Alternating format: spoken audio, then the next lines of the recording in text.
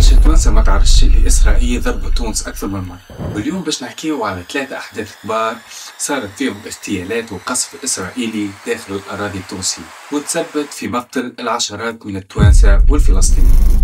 بغصن الزيتون في يدي وببندقية الثائر في يدي، فلا تسقط الغصن الأخضر من يدي، لا تسقط الغصن الأخضر من يدي، لا تسقط غصن الأخضر من يدي. قبل ما نبداو نحكيو على الاغتيالات لازم نعرفوا علاقة تونس بفلسطين. بعد الغزو الإسرائيلي على بيروت عام 1982 منظمة التحرير الفلسطينية اضطرت تخرج من لبنان. برشا دول تردد تستقبلهم، أما تونس حلت لهم البيبان. ياسر عرفات زعيم المنظمة استقر في تونس مع قياداته، عاش في قمرت، كان يعمل اجتماعات في العاصمة ويستقبل في ضيوفه من العالم الكل. تونس ولات المقر الرئيسي للمنظمة، وياسر عرفات خطط من تونس إلى سياسات كبيرة برشا. حتى المفاوضات اللي خرجت منها اتفاقية أوسلو بدات من تونس. أما المسيرة متاع ياسر عرفات ما كملتش بالسهل. في 2004 حالته الصحية تدهور وتحول لفرنسا للعلاج. بعد أسابيع توفى في باريس يوم 11 نوفمبر 2001 في ظروف غامضة. برشا تقارير قالت اللي هو تعرض للتسمم، وجنازته كانت تاريخية شاركوا فيها الملايين. تونس وقتها ودعته كرمز كبير للمقاومة الفلسطينية. نبداو نهار 1 أكتوبر 1985 جاءت طيارة إسرائيلية دخلت الأجواء التونسية ووجه ضربات قوية على حمام الشط في ولاية بن عروس. الهدف كان مقر منظمة التحرير الفلسطينية وين يعيشوا ويخدموا القادة الفلسطينيين. الضربة كانت مروعة، أكثر من 50 شهيد توانسة وفلسطينيين ومئات الجرحى. حتى ديار الناس المدنيين كسرت، والمشهد كان دم وخراب وحاجة تخوف. شنو السبب؟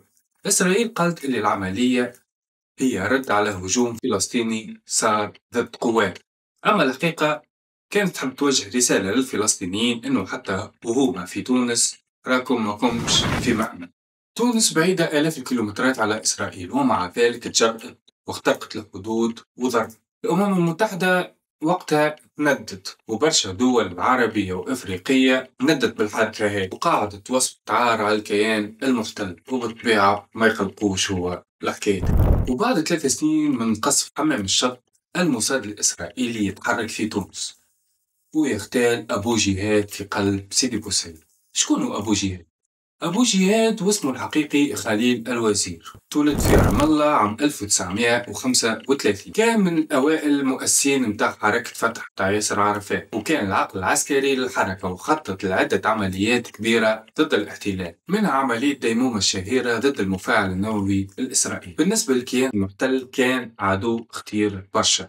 أبو جهاد في بداية الثمانينات استقر في تونس مع قيادات منظمة التحرير، عاش في سيدي بوسعيد وكان ديما في صلة مباشرة بالميادين داخل فلسطين. في نهار 16 أفريل 1988 فرقة كوموندوز إسرائيلية دخلت لتونس سر، ووصلوا لداره واغتالوه قدام مرته وولاده. العملية صدمت التوانسة والعالم، والجنازة في تونس كانت ضخمة، آلاف الناس خرجوا يودعوا فيه. أبو جهاد إلى اليوم يعتبر رمز من رموز المقاومة الفلسطينية، وتونس تبقى شاهدة على اغتيال. إسرائيل موقفتش غادي. بعد أبو جهاد صارت محاولات أخرى لتصفية عدة قيادات فلسطينية في تونس. بعض العمليات فشلت وبعضها خلفت خسائر.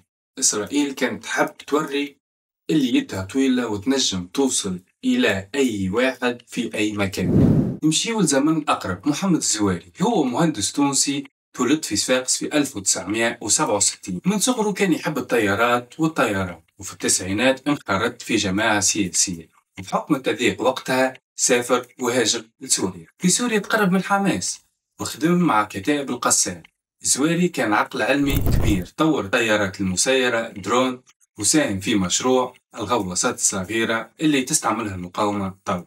في 2011 بعد الثورة رجع لتونس وواصل يخدم في صمت، لكن في 16 ديسمبر 2016 قدام داره في صفاقس مجموعة اغتالته ب20 طلقة.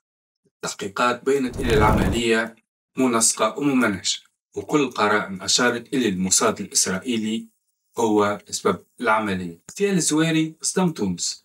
كيفاش إسرائيل تدخل وتغتال مواطن تونسي في قلب داره وأرضه وما في باله حد؟ الرجل هذا ما كان سياسي، كان عالم ومهندس، لكن علمه خلى الاحتلال يجري وراه حتى في تونس. اليوم اسم محمد الزواري ولات تترفع بين كتائب وقسام في غزة. تونس تفتخر به كشهيد مقاومة. تونس وفلسطين مش مجرد شعوب بعاد، هما قصة واحدة، من حمام الشط لاغتيال أبو جهاد إلى محمد الزواري وآلاف المسيرات في الشوارع. التوانسة ديما يحسوا إن فلسطين مش بعيدة وهي في القلب، والحق ما يضيعش مادام فما شعوب حرة وواقفة وما ترضاش بالظلم. اليوم الرسالة واضحة، الحدود ما تفصلناش ولا البحر يبعد، وتونس صغيرة في الجغرافيا صحيح أما كبيرة في المواقف متاعها.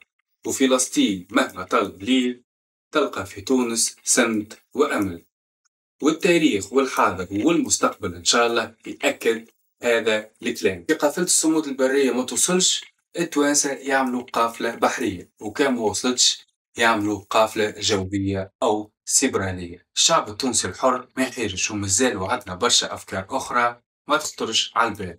والسلام عليكم.